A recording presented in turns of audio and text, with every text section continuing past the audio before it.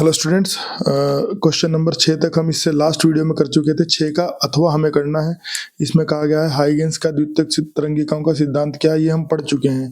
Huygens का जो द्वितीयक तरंगिकाओं का सिद्धांत है, ये इससे पहले जो वीडियोस मैंने बनाए उनमें मैंने सोल्यूशन डाल रखा है, आप जाके देख सकते हैं। इसका जो नेक्स्ट पार्ट है उसमें कह रहा है 6000 एंगस्ट्रॉम तरंग दैर्ध्य का एक वर्णीय प्रकाश वायु से 1.5 अपवर्तनांक की कांच की सतह पर आपतित होता है। निम्नलिखित में से प्रत्येक की तरंग दैर्ध्य और चाल ज्ञात कीजिए, आपतित प्रकाश की और परावर्तित प्रकाश की। तो इस क्वेश्चन को देख लेते हैं। ये क्वेश्चन है हमारा 6 का अथवा।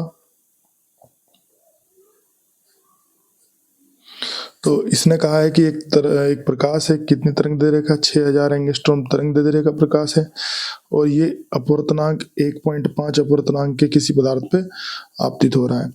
पहली बात तो अपवर्तनांक का जो संबंध होता है तरंग दैर्ध्य से, आप ऐसे लिख सकते हो, ये अपवर्तनांक और तरंग दैर्ध्य में संबंध होता है। या इसको ऐसे भी लिख सकते हो, अगर अपवर्तनांक, जैसे मान लो हमारे पास दो माध्यम है, ये पहला माध्यम हो गया और प्रकाश इससे चल के किस में गया, दूसरे माध्यम में। तो अगर सापेक्ष अपवर्तनांक दे रखा है, मतलब 1 का 2 के सापेक्ष, तब तो ऐसे सूत्र लगा देना। अगर मान लो इनके अलग अलग अपवर्तनांक दे रखे हैं तो आप ऐसे भी लिख सकते हो। ठीक है, अभी हम क्वेश्चन पे आगे बढ़ते हैं। तो इसने कहा है कि ये जो प्रकाश है ये एक सतह पर आपतित होता है, ठीक है, और सतह पर आपतित होने के बाद में आपको, अगर मान लो जैसे पानी है, तो पानी की सतह से अपवर्तन भी हो सकता है, परावर्तन भी। तो ये हो रहा है अपवर्तन और ये हो रहा है परावर्तन। तो ये कह रहा है कि जो परावर्तित प्रकाश गया, इसके लिए भी आपको जो है ज्ञात करना है कि तरंग दैर्ध्य कितनी है, और परावर्तित प्रकाश के लिए भी दोनों, इसके लिए तरंग दैर्ध्य भी ज्ञात करनी है कितनी होगी, और भाई इसके लिए चाल भी ज्ञात करनी होगी कितनी होगी। तो ध्यान रखो, परावर्तन में क्या होता है, माध्यम नहीं बदलता,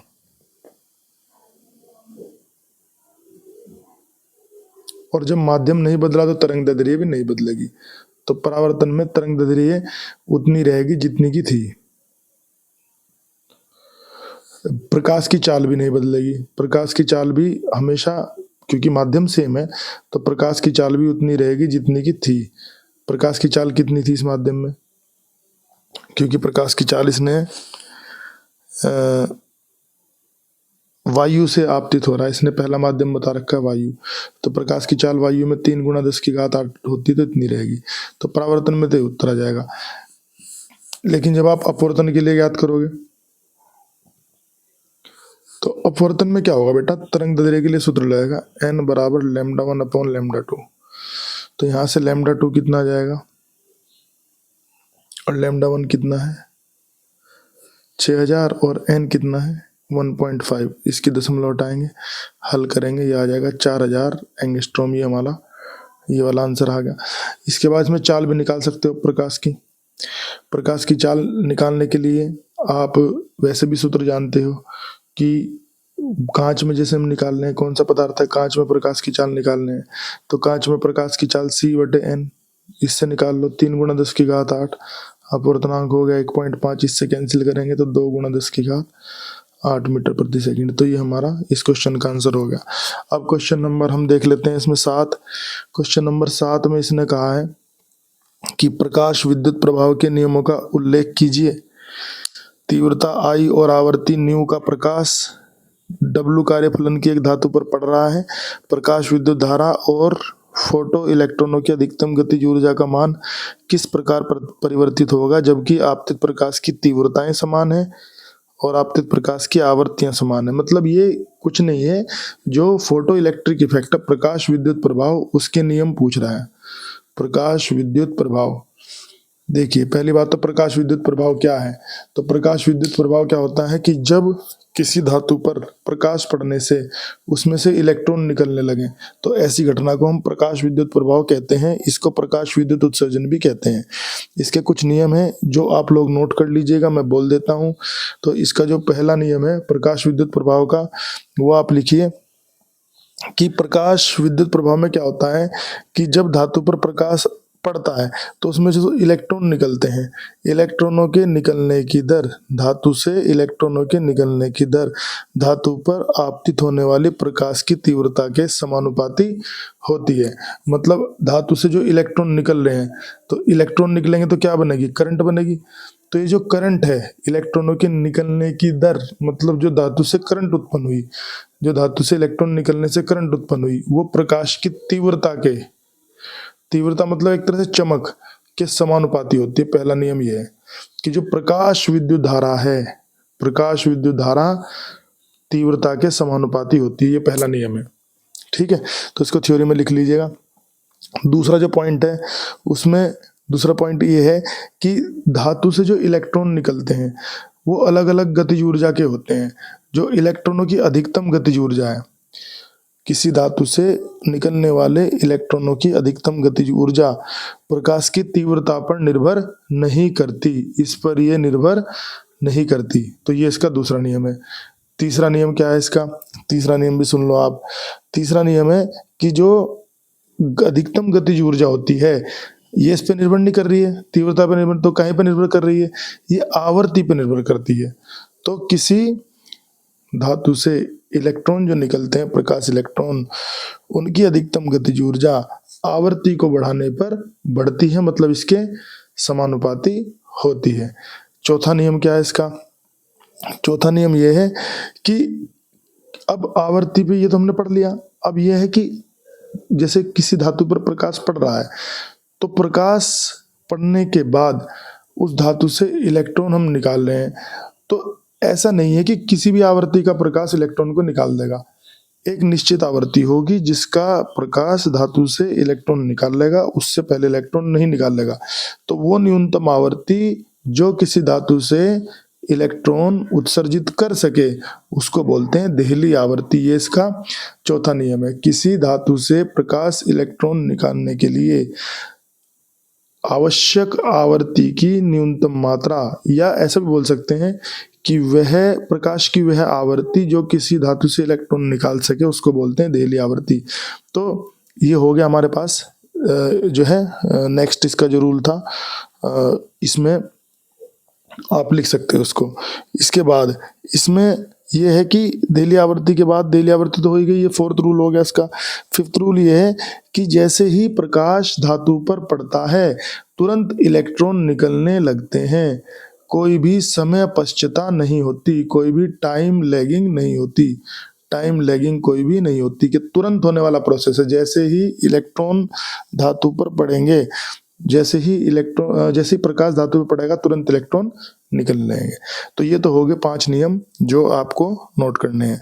इसके बाद इसने पूछा है कि तीव्रता आवर्तियां बदलने पे जो धातु, ये जो धारा निकल रही है आवर्ती को बदलने पे, इस पे क्या प्रभाव पड़ेगा, क्या प्रकाश की आवर्ती बदलने पे ये बदलेगी या नहीं बदलेगी, ये बताना है। तो प्रकाश की आवर्तियां अगर बदल रहे हैं और तीव्रता एक जैसी है तो उस पर फर्क पड़ेगा या नहीं पड़ेगा, बिल्कुल फर्क पड़ेगा। क्यों, क्योंकि जो प्रकाश की आवर्ती है, आवर्ती को बढ़ाने पे इलेक्ट्रॉनों की गतिज ऊर्जा बदल रही है, और इलेक्ट्रॉनों की गतिज ऊर्जा बदल रही है। दूसरी बात क्या है कि जो इसमें फर्क जिस चीज पड़ेगा मैं आपको बताता हूँ एक बार।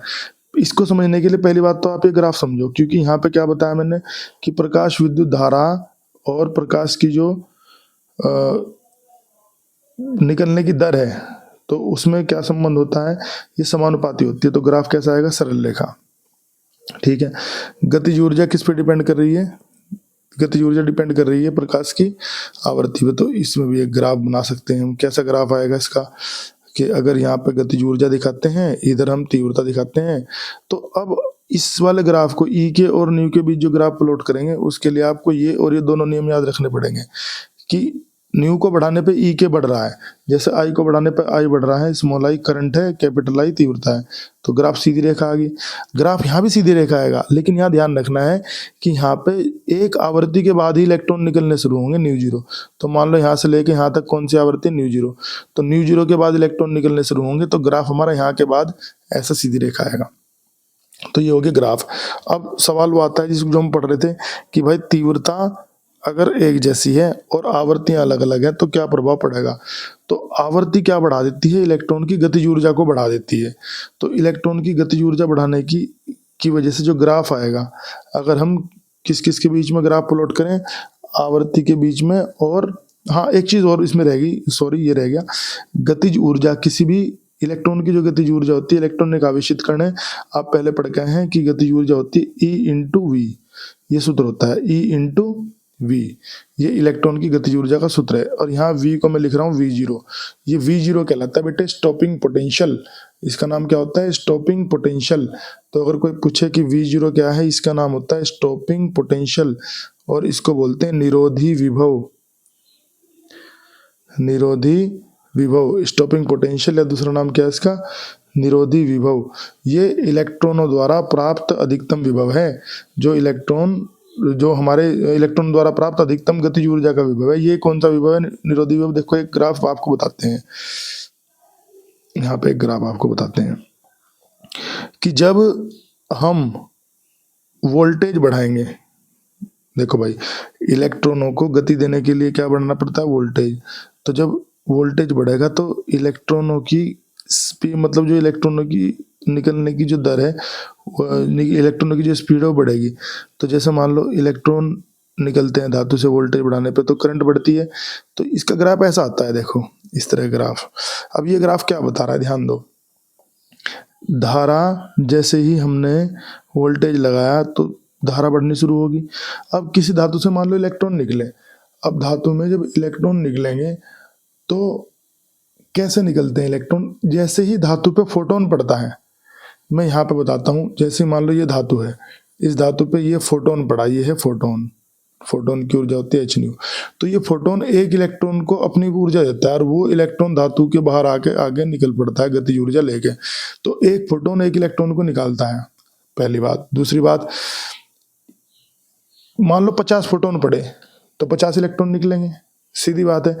तो 50 फोटोन पड़ने से 50 इलेक्ट्रॉन निकले, तो वो इलेक्ट्रॉन वोल्टेज बढ़ाने पे उनकी एनर्जी बढ़ेगी, तो वो तेजी से प्लेट की तरफ बढ़ेंगे और उससे धारा बढ़ने लगेगी।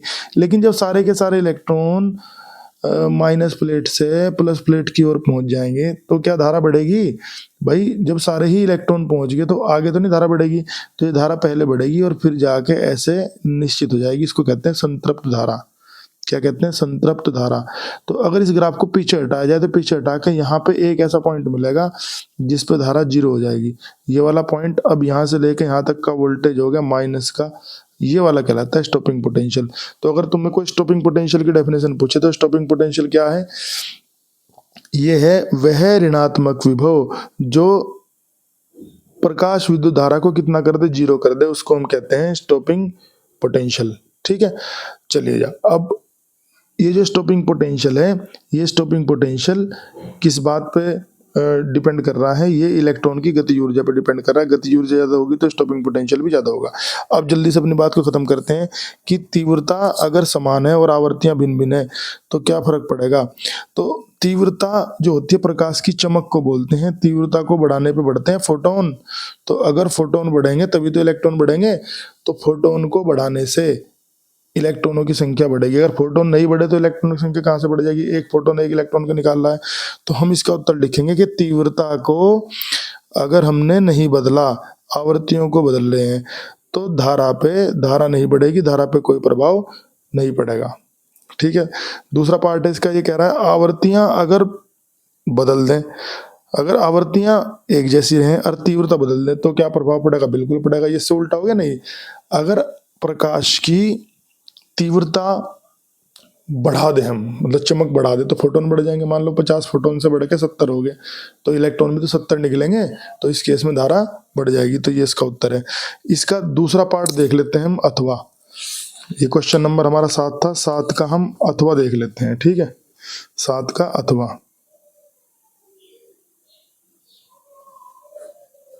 तो इसको देख लेते हैं। इसमें इसने कहा है कि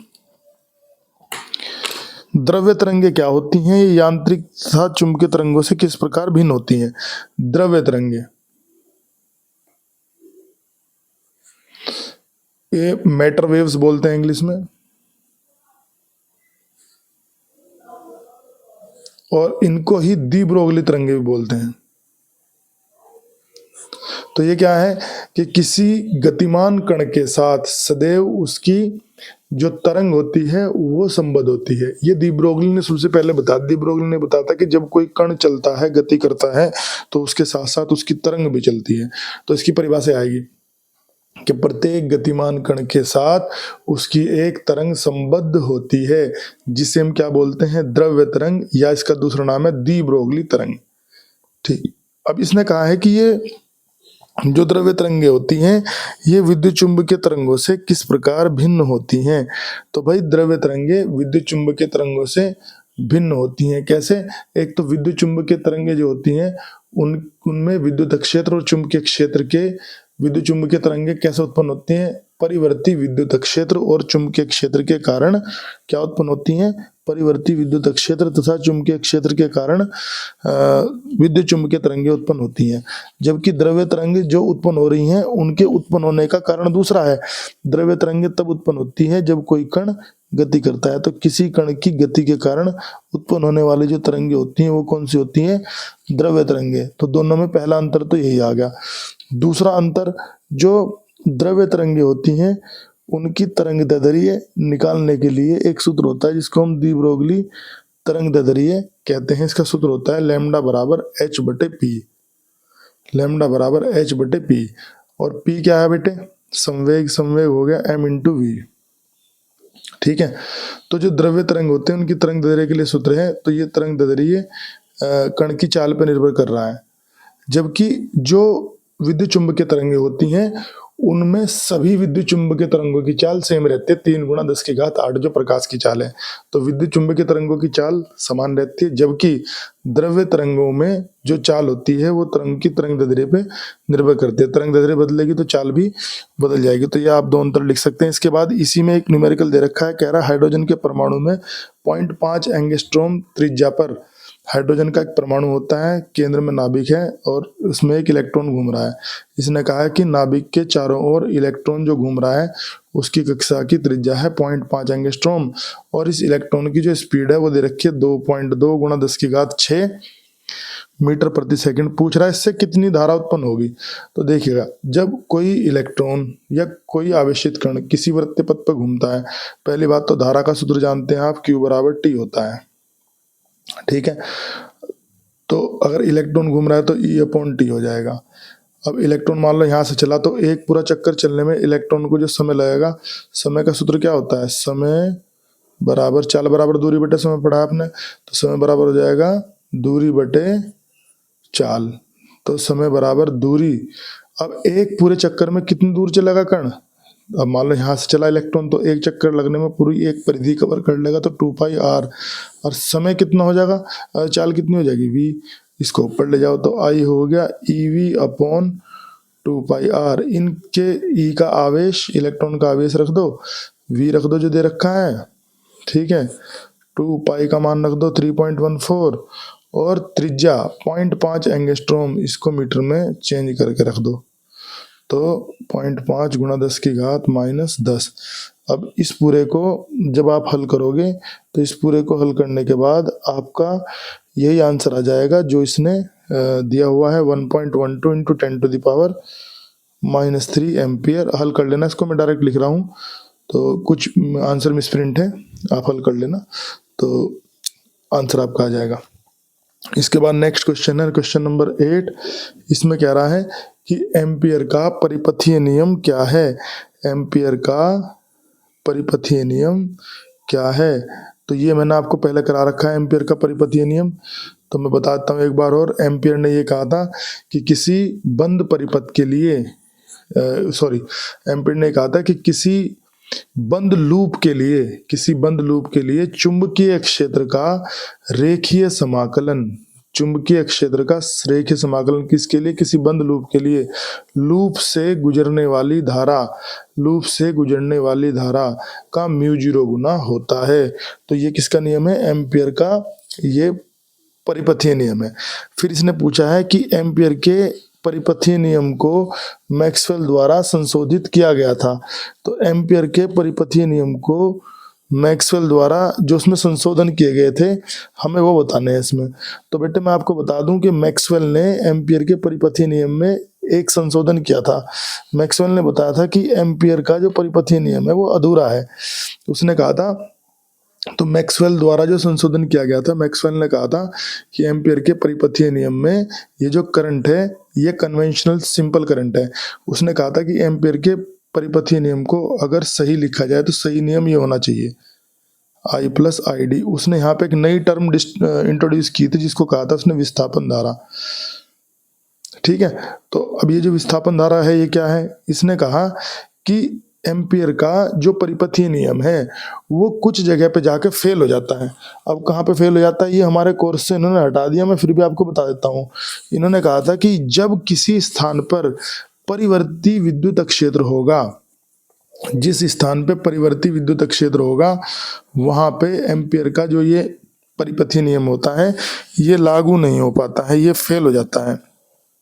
ठीक है, तो फेल हो जाता है तो फिर क्या इसका इलाज है, तो उसने कहा कि जब किसी स्थान पर परिवर्ती विद्युत क्षेत्र होता है, विद्युत क्षेत्र मतलब ई, तो वहां पे एक नए प्रकार की धारा उत्पन्न होती है जिसको कहते हैं विस्थापन धारा। तो इसने विस्थापन धारा को यहाँ पे इंट्रोड्यूस किया था और इसका सूत्र बताया था epsilon naught into D E upon D T.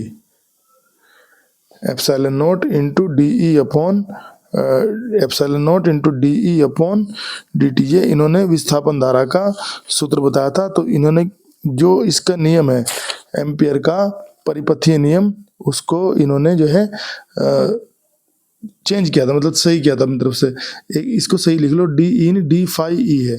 तो इन्होंने कहा कि जहाँ पे परिवर्ती विद्युत क्षेत्र होगा वहां पे विस्थापन धारा उत्पन्न हो जाएगी और विस्थापन धारा का सूत्र होता है आई डी बराबर epsilon naught into D phi E upon D T. तो ये इसने यहाँ पे रख दिया, तो नियम क्या बन जाएगा पूरा, B dot D L for close loop L is equal to mu zero into I plus epsilon naught D phi E upon D T. तो ये एम्पियर का परिपथीय नियम है जो मैक्सवेल द्वारा संशोधित किया गया था। और इसको आप ध्यान रखेंगे, ये वैसे तो इम्पोर्टेंट है लेकिन हमारे कोर्स में से इसमें काफ़ी कुछ हटा दिया गया है। तो ये जो है क्वेश्चन नंबर हमारा 8 का पहला पार्ट है। 8 का जो अथवा है उस क्वेश्चन को हम पहले कर चुके हैं। इसमें कह रहा है दो समांतर धारावाही चालकों के बीच लगने वाले बल का सूत्र बताइए और इसके आधार पे एम्पियर के की परिभाषा दीजिए। मैं पहले करा चुका हूँ आपको।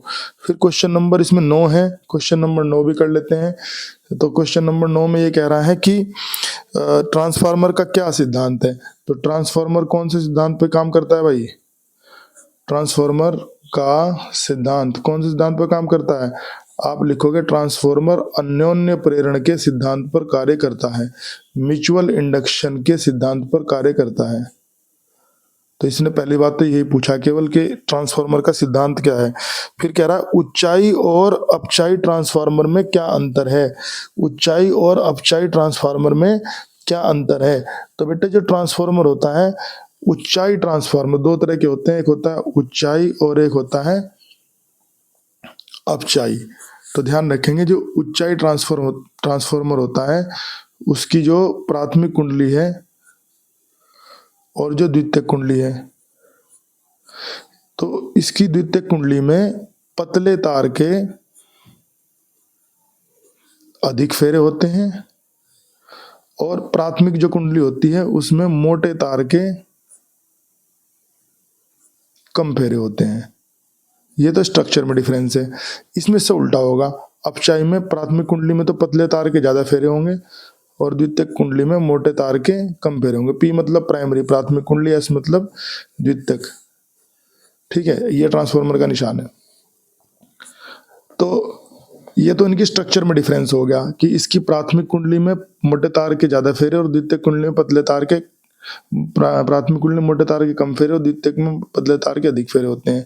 इसमें से उल्टा होता है, प्राथमिक में ज्यादा फेरे होते हैं पतले तार के, द्वितीयक में मोटे तार के कम फेरे होते हैं। अच्छा, वैसे डेफिनेशन में क्या डिफरेंस है, ऊंचाई ट्रांसफार्मर क्या करता है, ये नाम से पता चल रहा है, ऊंचाई इंग्लिश में बोलते हैं स्टेप अप, तो ये वोल्टेज को बढ़ा देता है। ठीक है। और इसका नाम है अपचाई, स्टेप डाउन। तो डाउन मतलब कम करना, ये वोल्टेज को घटा देता है, डिक्रीज कर देता है। और ध्यान रखेंगे, जो सबसे इंपॉर्टेंट पॉइंट है वो बताने जा रहा हूं, ध्यान रखेंगे कि कोई भी ट्रांसफार्मर हो वो दोनों को एक साथ नहीं बढ़ाता है। जैसे वोल्टेज को बढ़ाया तो करंट को क्या करेगा, घटा देगा। जैसे यहाँ पे वोल्टेज को घटाया तो करंट को क्या करेगा, बढ़ा देगा। तो इसकी परिभाषा ये बनेगी कि ये क्या करता है, करंट को घटा रहा है। तो करंट को कैसा कर रहा है, ये दुर्बल कर रहा है। करंट पहले कैसी थी, प्रबल थी, ये इससे उल्टा कर रहा है। ये करंट को कैसी कर रहा है, प्रबल कर रहा है। पहले कैसी थी करंट, दुर्बल थी। तो क्या परिभाषा आएगी इसकी, ये परिभाषा आएगी। और हाँ, किसके लिए काम करता है ट्रांसफार्मर, एसी के लिए। तो ये परिभाषा आएगी कि ये कम वोल्टेज की प्रबल एसी को अधिक वोल्टेज की दुर्बल एसी में बदलता है। कौन सा, उच्चाई ट्रांसफार्मर। ये क्या करेगा, ये अधिक वोल्टेज की दुर्बल एसी को कम वोल्टेज की प्रबल एसी में बदलता है। तो ये हो गया उच्चाई और दूसरा हो गया अपचाई ट्रांसफार्मर। तो इसके बाद इसने पूछा है कि ट्रांसफार्मर जो होता है उसमें अक्षय के कौन कौन से कारण होते हैं। ट्रांसफार्मर में क्षय, ठीक है, मतलब हानि। तो ट्रांसफार्मर जो होते हैं, ट्रांसफार्मर में जो एनर्जी होती है वो प्राथमिक कुंडली से द्वितीयक कुंडली में भेजी जाती है। तो ऐसा होने में कुछ एनर्जी बीच में वेस्ट हो जाती है या खराब हो जाती है। तो इसके लिए क्या क्या कारण होते हैं, कौन कौन से मतलब फैक्टर्स हैं जो अक्षय में इसमें होते हैं। तो आप इसमें एक तो लिखोगे शैथिल्य हानि, ठीक है। तो इसमें जब आपसे पूछेगा कि कौन कौन से अक्षय होते हैं, तो इसमें एक आप लिखोगे कि ट्रांसफार्मर में एक तो होता है शैथिल्य हानि। ये शैथिल्य हानि जो है अब हमारे कोर्स में से हटा दिया गया है, लेकिन फिर भी आप इसको लिख देना। तो इसमें लिख देना शैथिल्य हानि। दूसरा लिख देना इसमें भंवर धाराएं उत्पन्न होती हैं। जहाँ भी करंट कम या ज्यादा होती है, तो करंट के घटने या बढ़ने से परिवर्ती जो करंट होती है हमारी वेरिएबल करंट, वो क्या उत्पन्न करती है, वो उत्पन्न करती है भंवर धाराएं। तो एक तो भंवर धाराओं के कारण हानि होती है, ठीक है। दूसरा क्या बताया था मैंने, शैथिल्य हानि होती है। तीसरा ताम्र हानि। ताम्र हानि मतलब जो तांबे की जो कुंडली है, तांबे की कुंडली में जो प्रतिरोध होता है उसकी वजह से भी क्या होता है, कुछ करंट या कुछ एनर्जी वेस्ट हो जाती है। एक इसमें आप लिख देना चुंबकीय फ्लक्स के कारण हानि।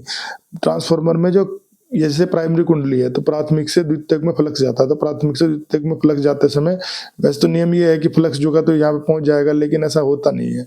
जो मटेरियल होता है उसका ट्रांसफार्मर का, वो कुछ जो फ्लक्स होता है उसको वेस्ट कर देता है, तो ये आ जाएगा। तो चार तरह की हानियां इसमें होती हैं। दो दो लाइन सबके बारे में लिख देना। ताम्र हानि, दूसरी भंवर धारा के कारण हानि, तीसरी शैथिल्य हानि, और जो चौथी होती है वो कौन सी होती है, चुंबकीय फ्लक्स के कारण हानि। तो ये आपका क्वेश्चन जो है कंप्लीट हो जाएगा। अब इसका ख पार्ट देख लेते हैं। वीडियो थोड़ी लंबी होगी लेकिन इसको निपटा के ही छोड़ेंगे। अब इसका जो ख पार्ट है, मतलब ख नहीं, इसका जो अथवा है, इसका ऑप्शनल आखिरी क्वेश्चन है, इसका ऑप्शनल देख लेते हैं। इसमें कह रहा है कि विद्युत फैराडे के विद्युत चुम्बकीय प्रेरण के नियम का उल्लेख कीजिए। तो फैराडे के विद्युत चुम्बकीय प्रेरण के दो नियम है बेटे, 10th में भी थे। तो पहला नियम ये कहता है कि जब परस्पर समीप रखी कुंडलियों में से जब किसी एक के फ्लक्स को बदला जाता है तो दूसरी कुंडली के फ्लक्स में भी परिवर्तन होने लगता है। या ऐसे कह सकते हैं कि परस्पर समीप रखी कुंडलियों में से एक के फ्लक्स को बदलने पर दूसरी में प्रेरित विद्युत वाहक बल या प्रेरित धारा उत्पन्न हो जाती है। यह परिवर्तन तब तक रहता है जब तक दोनों कुंडलियों के बीच में फ्लक्स परिवर्तन होता रहे या गति होती रहे। तो इसको एक और तरीका है बोलने का, मैं आपको कई तरीके से बताता हूँ, जो आपको इजी लगे वो लिख लेना। कि परस्पर समीप रखी कुंडलियों में जब एक कुंडली को गति कराई जाती है तो दूसरी कुंडली में प्रेरित विद्युत वाहक बल या प्रेरित ईएमएफ उत्पन्न हो जाता है। और ये प्रेरित ईएमएफ या प्रेरित विद्युत वाहक बल तभी तक रहता है जब तक कि कुंडलियों के बीच में गति होती रहे। तो जैसे ये एक कुंडली है मान लो, ठीक है, और इस कुंडली में ये हमने मान लो लगा रखा है गैल्वेनोमीटर, ठीक है। तो एक दूसरी कुंडली इसके पास हम रख दें और उसकी हम फ्लक्स को बदले। या एक तरीका और है, ऐसे बता सकते हो कि हम एक चुंबक रखें और इस चुंबक को गति कराना शुरू करें, तो चुंबक को जैसे ही गति कराएंगे तो यहाँ फ्लक्स बदलेगा और उसकी वजह से इसमें प्रेरित धारा उत्पन्न हो जाएगी। तो इसको ही बताने का एक तरीका ये भी है, ठीक है। तो इसमें तब देखो मैं कितनी बार बता चुका हूँ इसे। ऐसे भी लिख सकते हो आप कि परस्पर समीप रखी किसी कुंडली और चुंबक में आपस में गति कराने पर, आपेक्षिक गति कराने पर जो ये कुंडली होती है इसमें प्रेरित ईएमएफ या प्रेरित धारा उत्पन्न हो जाती है। तो ये प्रेरित धारा देखो, इसमें सेल तो लगा नहीं है फिर भी धारा आ गई, तो वो इसके फ्लक्स परिवर्तन की वजह से आती है। तो पहला नियम ये कहता है कि जब किसी कुंडली और चुंबक में आपेक्षिक गति की जाती है तो कुंडली में एक प्रेरित ईएमएफ या प्रेरित धारा उत्पन्न हो जाती है, और ये प्रेरित धारा तब तक रहती है जब तक गति होती रहती है। तो पहला नियम सबसे सूक्ष्म यही है, यही लिखना आप। दूसरा नियम कहता है कि प्रेरित ईएमएफ कितना होगा, तो प्रेरित ईएमएफ के लिए दूसरा सूत्र ये कहता है कि कुंडली के फ्लक्स परिवर्तन की ऋणात्मक दर के बराबर होता है। सॉरी, कुंडली में उत्पन्न होने वाला ईएमएफ उसके फ्लक्स परिवर्तन की ऋणात्मक दर के बराबर होता है। तो ये दो नियम है। अब इसी में एक न्यूमेरिकल इसने दे रखा है, ये कह रहा है कि सॉरी बेटा, कि एक समीकरण दे रखी है फाई बराबर AB² plus BT plus C। ये कह रहा है कि एक समीकरण है फ्लक्स का जो समय के साथ दिया गया है। ABC यहाँ पे कांस्टेंट है, A का मान दे रखा है 0.3, B का मान दे रखा है 0.6, C का मान दे रखा है 0.8। ये पूछ रहा है t बराबर 2 सेकंड पे प्रेरित ईएमएफ ज्ञात करो और ABC के मात्रक ज्ञात करो। ABC के मात्रक बताने पहले तो ये हो गया वेबर, फाई का मात्रक वेबर दे रखा है। तो जैसे तुम्हें A का मात्रक निकालना तो फाई को AB² के बराबर रख दो। ये तो तुम कक्षा 11 में पढ़ के मात्रक निकालना। तो जैसे तुम्हें इसमें फाई का मात्रक बताना है तो ये AT है, सॉरी AT² के बराबर रखोगे तो A का मात्रक हो जाएगा 5/T²। फाई का है वेबर और समय का होता है सेकंड, तो वेबर प्रति सेकंड स्क्वायर। जब B का निकाल लोगे तो इधर क्या है वेबर, B का निकाल लोगे तो T/ में चला जाएगा वेबर प्रति सेकंड ही आ जाएगा B का। और C का निकाल लोगे तो डायरेक्ट फाई के बराबर क्या आ जाएगा, तो C का मात्रक आ जाएगा हमारे पास, C का मात्रक आ जाएगा वेबर। अब इसमें प्रेरित ईएमएफ निकालना है तो E का सूत्र ही है और फाई का मान रख दो यहाँ पे d∅/dt। तो d/dt फाई का मान AT² plus BT plus C।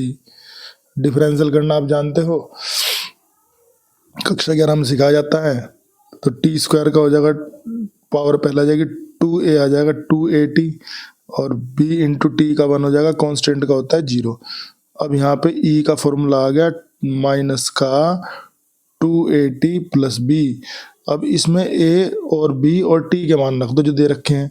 तो A का मान कितना है माइनस का 2 इंटू A का मान है 0.3 और T का मान है 2 प्लस B का मान है 0.6। इसको हल कर लो तो ये आ गया 1.2 प्लस 0.6, हल करेंगे 1.8 वोल्ट। तो इसका आंसर आ गया माइनस का 1.8 वोल्ट। तो ये हमारा इस पेपर का लास्ट वीडियो था। वीडियो थोड़ी सी लंबी हो गई है लेकिन हमारा पेपर ये कंप्लीट हो गया। Thank you very much.